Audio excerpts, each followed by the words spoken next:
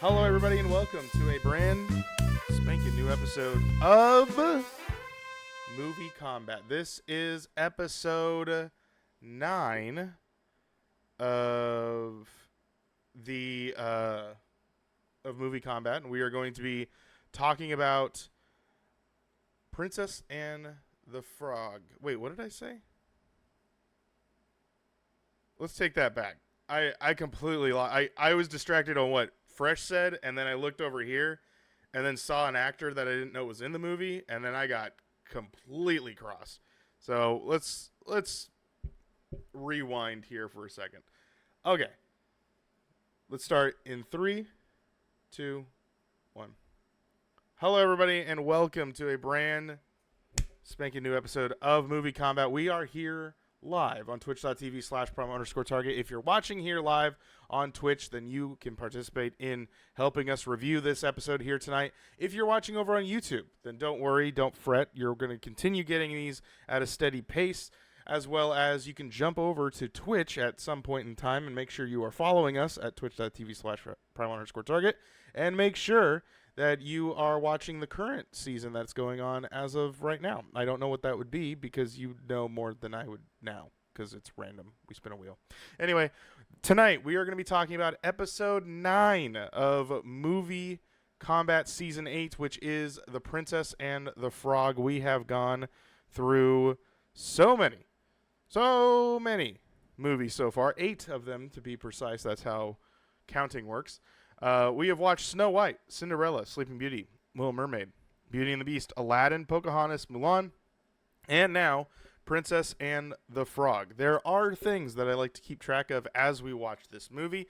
There is 1, 2, 3, 4 of them that I like to keep track of, which is how many songs are there, sung songs by characters in the movie. This one actually would have broken the record if they had the characters sing it. Oh, no. It would have tied. It would have tied the record with Snow White. But there were 2 songs that were sang in the beginning of the movie that actually were not sung by characters until later. So, not later. There was one song that was completely not sung by any characters. And then there was one song that Tiana starts singing, but doesn't get to actually singing until later into the movie. So I guess it would have been 8 instead of. But there are 7 songs that were sung in this movie. When do we see Tiana? We see her 1 minute and 28 seconds. We see a young version of Tiana in this movie, kind of a Cinderella sort of situation. So that's the first time since then that we have seen a young version of the princess we are currently going to be watching.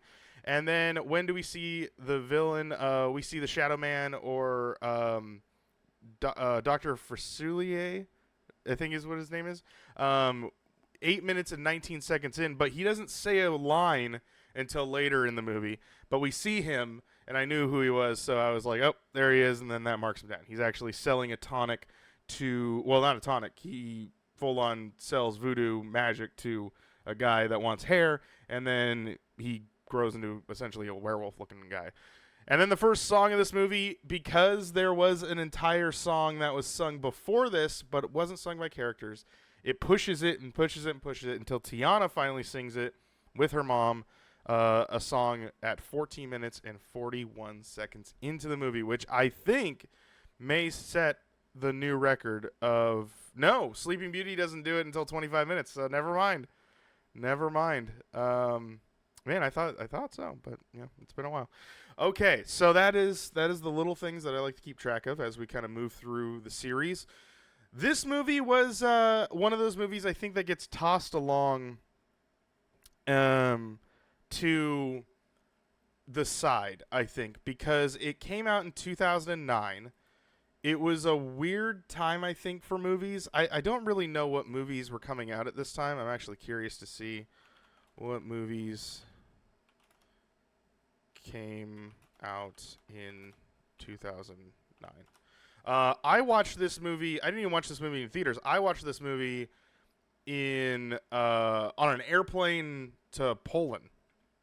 So I was watching it there. I believe that was when I watched it. I think I was watching it coming back. Let's see. So movies that came out were Avatar, Transformers: Revenge of the Fallen, Harry Potter: The Half-Blood Prince, and The Twilight Saga: New Moon and Up. Other popular titles include The Hangover, Star Trek, X-Men Origins Wolverine, and Inglourious Basterds, which I didn't see Inglourious Basterds in theaters. The Hangover, I don't know if I saw in theaters. Oh, Sherlock Holmes came out. Yeah, this is kind of a weird year of movies that came out at that time. Let me see, Box Office Mojo. So Transformers Revenge of the Fallen was actually the top movie of that year. Harry Potter and the Half-Blood Prince was number 2. Up was 3. The Twilight Saga: New Moon was 4. And Avatar was 5. Which is crazy that Avatar was 5, but it came out in December. So it didn't really... It stayed in theaters to rack it up past... Because I'm sure it lasted longer than Transformers did. Then Hangover, Star Trek, Monsters vs. Aliens, Ice Age, Dawn of Dinosaurs. The Blind Side came out. Fast and Furious came out. G.I. Joe. These are movies. District 9, Watchmen, Sherlock Holmes, Public Enemies. Yeah, it's kind of interesting. It's like these are all not bad movies, but they're all not like great memorable ones, except for maybe Up and Harry Potter and the Half-Blood Prince. Twilight Saga: New Moon, which I believe is the second to last one. Is that the second to last one, or is that the last one? What is the last Twilight? No, that is the last one. Okay. New Moon is the last one. So the Twilight Saga ended. And yeah, that's really interesting. It's just these are a lot of movies that are kind of like meh. Like the first Star Trek movie. It was cool when it came out. It's kind of hard to watch now. A lot of lens flare. Night of the Museum: Battle for the Smithsonian. Fast and Furious. Paul Blart Mall Cop. Taken. Okay, that was pretty good, but I don't know. It's very interesting. It's very interesting. So anyway, this movie kind of came out at a year of like a whole bunch of stuff. A whole bunch of stuff came out. And it was kind of like, I don't know if anyone was really looking to that. Now, Princess and the Frog on this list of Box Office Mojo, where did that drop to? 41 of the year. And it came out in November 25, which is not bad. November 25th, and it reached 41. This is an interesting movie, though, because I'm sure we'll read about it in the IMDb thing. This is the last movie that Disney did as a not fully, because there was 3D animation, but this was hand-drawn animation, and then after this, the next princess movie that we will be watching, it will be Tangled, and Tangled actually goes into the 3D animation. They're blending the Pixar and Disney animation kind of closer together. So, yeah, this one was, I don't know. I don't really remember a lot of people talking about it when it came out. And then as like the years have gone by, and then now, especially, I think a lot more people have watched it, specifically with the fact that this is now Splash Mountain. So I think a lot more people have got eyes on it, which is great because I do think it's a really good animated movie. I think the animation from going from Mulan, which is our last one, which was the 90s, and now we're almost 10 years later, it's 2009, and this is our next princess movie. So a lot of animation has happened so far to get to this point. And I think that this is definitely a really nice send-off. I believe they brought back a lot of old animators to do this movie, like people that worked on Emperor's New Groove, that worked on Atlantis, that did a whole bunch of other different animated movies for Disney to work on this one. And you can really tell that there's like, anytime you would look at it where you'd think that there would be that little flaw animation, that you saw the sketches and things like that maybe like Beauty and the Beast had, or Mulan or Cinderella or things like that. it doesn't have it in this one, because I'm even looking at the trailer right now, and I'm just trying to look and see if there's anything that stands out, and there really isn't. It's done really nice. It's a very beautiful movie. It has that Songs of the South look to it because it's that bayou look. So, I don't know. It looks really nice, and there's a lot of nice colors that do show up, but a lot of greens. You really keep that green in here, which is obviously because it's about a frog. So, yeah, the characters are fun. Is it fall into what I was just saying about the domestic box office for 2009? Kinda. I don't know if I could like say it's better than Mulan, as a bit of a spoiler to what I'll talk about later, because I don't usually give the review until later. Goodbye. So it's kind of one of those things that's like, I don't know if I want to. I just can't give it high. Like, this is definitely not going to be higher than where I put Mulan last week. But we'll get into that in just a little bit. The pros to this movie is the story's fun. Alana, how's it going? The story's fun. The music's great. It's a fun animated movie, and I think it is that, like, when you do kind of know that this is the last sort of, you know, hand-drawn movie, it's kind of that thing of like, yay, we're like sending it off in a right way. And I think the villain, Dr. Facilier, being played by Keith David, who his voice obviously is Arbiter if you're a Halo fan, or if you're a Rick and Morty fan, he's the president in that show. But yeah, I think, you know, Keith David has such a like voice that you could pick out right out of there. He does a great job playing the villain in this one. And then I think he also has one of the best musical numbers as a villain. The "Are You Ready?" like that, I think is one of the best villain songs. And so this movie definitely does kind of hold that one. And yeah, I mean, I don't know. I'm just looking at the cast. There is some big names in this list of people. Oprah is actually in this movie. She plays, I think she plays the mom. I'm not sure who this character is. I think that's the mom. Yeah, she plays the mom of Tiana. So if you were wondering if that voice sounded familiar, that is Oprah Winfrey. The actress that plays Tiana, I don't know if she's gone on to do anything other than stay in the Disney sort of realm. And it kind of seems like that. She's done she was in Star Wars Visions, but she does bit parts. And then she plays Tiana when needed. But she's done other stuff. It's just, I don't think anything standing out sort of thing.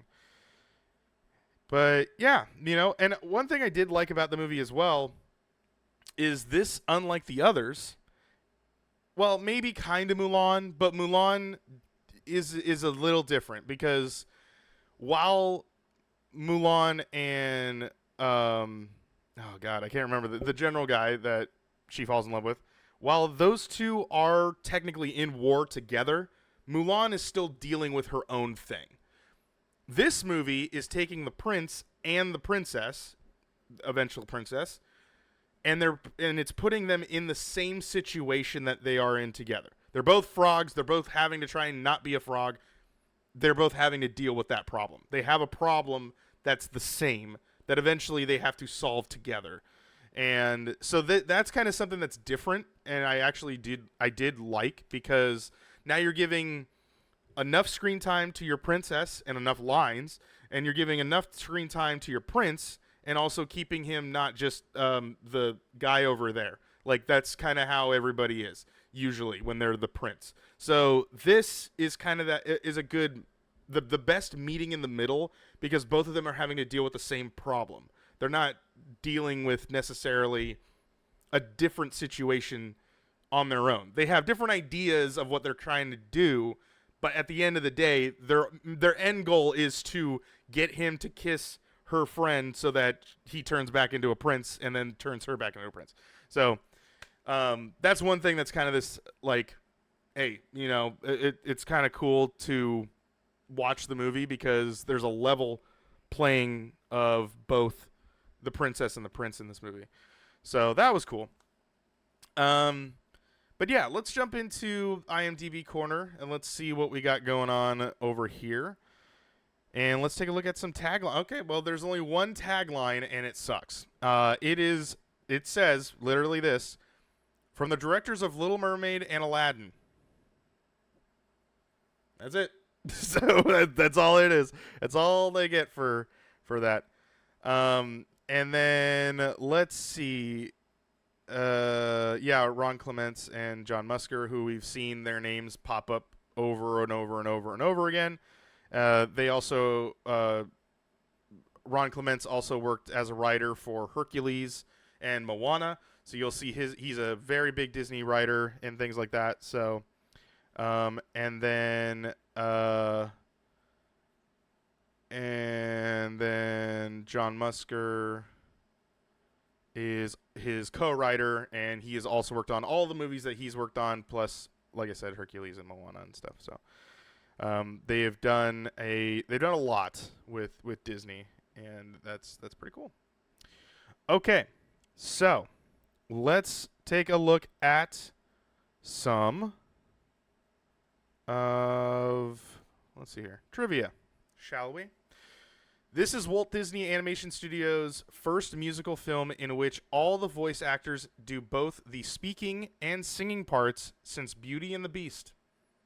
Kind of cool. Which I never understood why they don't do that, like why they didn't just get an actor to do it. Because most of the time they don't get a big actor to play those roles. They just kind of get a side character, like an up and coming actor to play like a princess, and then they never like, I don't know, like why not just get someone that can sing? Because then you're not hiring two people. I don't know. The animation style was influenced primarily by Lady and the Tramp, 1955, for the city scene, and Bambi, 1942, for the bayou scenes. Those films were, in the director's opinion, the peak of animation in the classic Disney animation style. The star Ray calls Everline is, in fact, planet Venus, named for the Roman goddess of love. Okay, well, there you go. I don't know. Right at the beginning of the opening credits song, Down in New Orleans, you can see someone shaking a carpet out their window in the same... It is the same as the magic flying carpet in Aladdin, which was also directed by Ron Clements and John Musker. As most traditional fairy tales are set in Europe, John Musker and Ron Clements were keen to do one based in America, New Orleans, with the colorful history seemed the obvious choice. The two spent 10 days there assimilating the atmosphere and making notes and drawings. Let's see. First film since The Lion King, 1994, to have more than one song be nominated for Best Original Song at the Academy Awards. Dr. Facilier is the only character in the film to refer to himself by that name. All the other characters refer to him as the Shadow Man. Kind of interesting. So he has two names, but no one ever calls him his actual name. They just refer to him as the Shadow Man. Let's see. I'm trying to find that specific fact that I was told a long time ago. Now I'm not knowing if it's a fact, but, you know. At the beginning of the film, a doll of Merida from Pixar's Brave 2012 can be seen on Charlotte's shelf, which, as I have said before, this movie came out in 2009, so a little bit of a nod to a movie that had not come out yet. And let's read one more. According to the directors, the main reason experienced voice actor John Cummings was cast as Ray was because he actually lived in New Orleans for years and could do the required Cajun accent. If you don't know the Firefly Ray, Yeah, if you didn't know, John Cummings is one of Disney's most famous voice actors that of, I would say, the modern era, because he plays Winnie the Pooh. So he is the regular Winnie the Pooh voice that you know. That's John Cummings, or sorry, Jim Cummings, and he is the voice of Raymond. And he is the reason why they hired him is because he could do the Cajun accent. So. There's a whole bunch of other facts here, but I think we will move on to another part here. I'm trying to just see. According to the movie subtitles, the last line of Dr. Facilier's Friends on the Other Side song is, "You got what you wanted, but you lost what you had," which is a direct contrast to Mama Odie's song about finding who you are and learning what you need. Okay, yeah. This is like the other side versus good side of voodoo. It means you may have gotten what you wanted, but you lost what you already had and that you needed. Interesting. Film takes place between 1913 and 1926. Okay, maybe like, so wait, they were like a frog, because they were only a frog of what we saw for like a year. So if it says, if this is true, 1926, that means we jump ahead of time. Oh, no. Wait, okay, so we don't know, because they do eventually get the restaurant, and that could also take time. And so, yeah, okay, all right. So who knows? The first Disney movie to feature an African American princess, which we did know that. But the animation backgrounds in the film are entirely digital, printed in Adobe Photoshop using, good grief, some subtle use of textured 3D animation from Autodesk Maya for doors, blankets, automobiles, etc., and is also employed.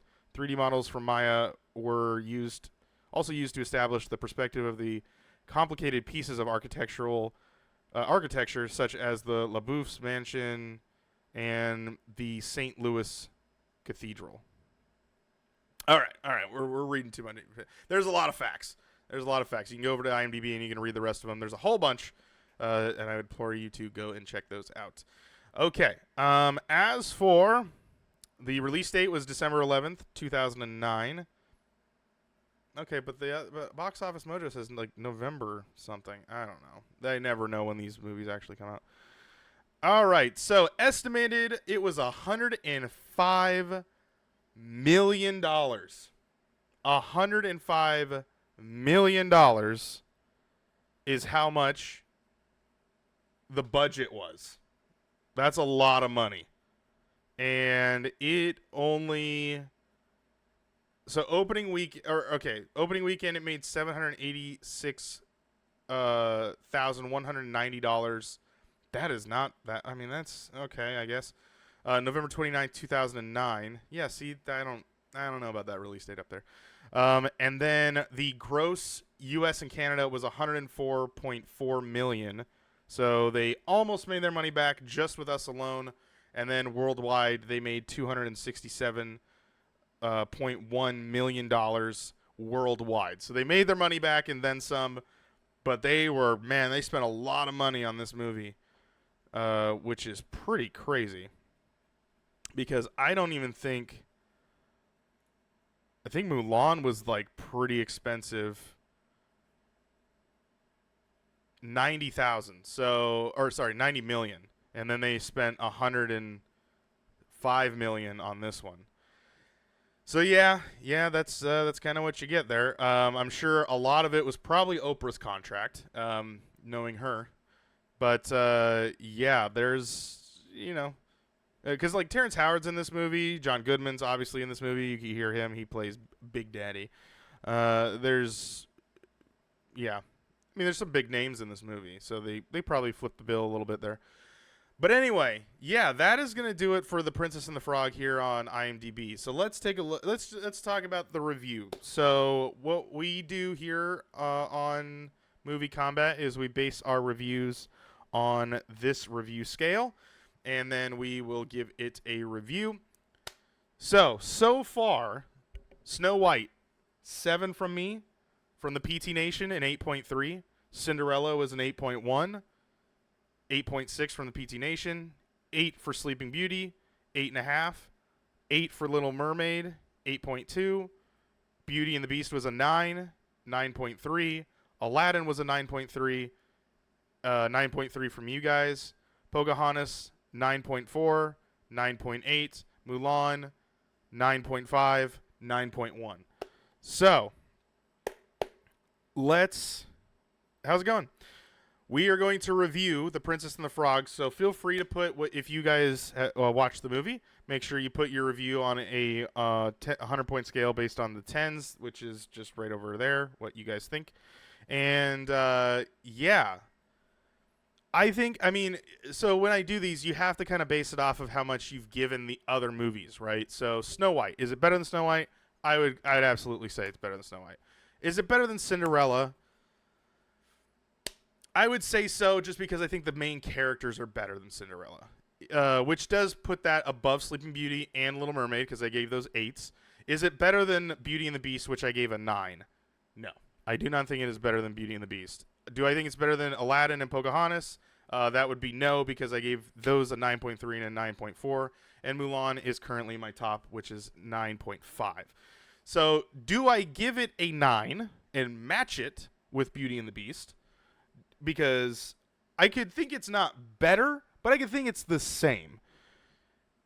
Or do I think that it's kind of below that, which would put it in the 8s? And if it's in the 8s, that makes it into the marvelous ranking, which is still really high. Yeah, and the way I see it is, like I said, definitely better than Snow White. Cinderella, it's better than Cinderella. So it's better than an 8.1. But it's not better than a 9. But does it hit that? Does it hit that mark? I think it gets really close to Beauty and the Beast. I think the Beauty and the Beast, to me, has a lot more... I don't know. Because I like Tiana and Navi, better than Belle and Beast, because obviously they're... that story is kind of just the polar opposites and seeing someone from the inside, but this movie also does that too. So, because they're falling in love as frogs, so they're trying to get your personality is based off of your frog look, not based off of your, attractive other self. So, it's kind of this thing of kind of the same lesson, but again, it tells the story a little bit better. And it's a little more enjoyable, but Beauty and the Beast has more memorable songs. Not to say that Princess and the Frog doesn't, because there are, like I said, I think it has the best villain song.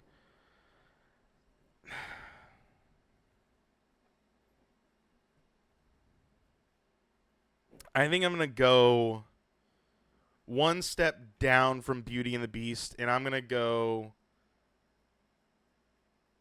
8.9. I'm going to give it an 8.9 just because, well, I don't know. Because the other thing is, the Mama Odie, that whole thing, she does have a good song. I just don't really, I get why we need to go there.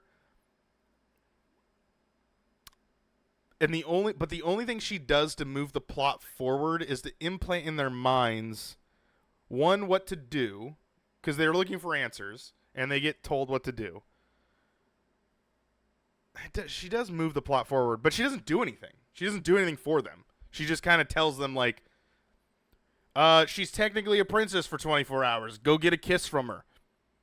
That's it. Because I'm not going to tell you what else to do.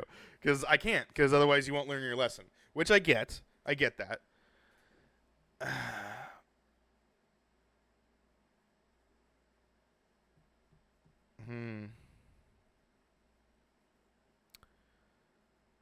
Yeah, I'm going to stick with... I'm just looking at the other scores.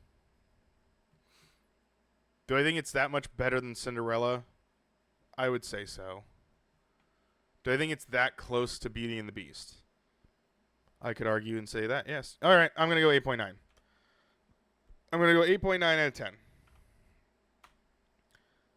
All right. So let's take the PT Nation score here. So we have Alana's, which is 8.5, plus 7.9, plus 9, plus 7, divided by 4, which gives 8.1. 8.1 out of 10 from the PT Nation. So there you go. Yeah, not a bad score. I would say, you know, it works. I think it was a good. It's a good movie. It just, like I said, it came in that 2009 year of movies that are like, some broke out, but they're not like Taken's fun to watch, but it's not like a fantastic movie. I don't know. It just came out in a weird year. It's like there's a lot of movies that came out that year. Avatar is like, I think, probably the only one that came out that year that was like, whoa, okay, that's like we're changing the game here. Like, even though Transformers is technically at the top of this list, how many times have you seen Revenge of the Fallen? I guarantee probably like maybe 3 times in your life.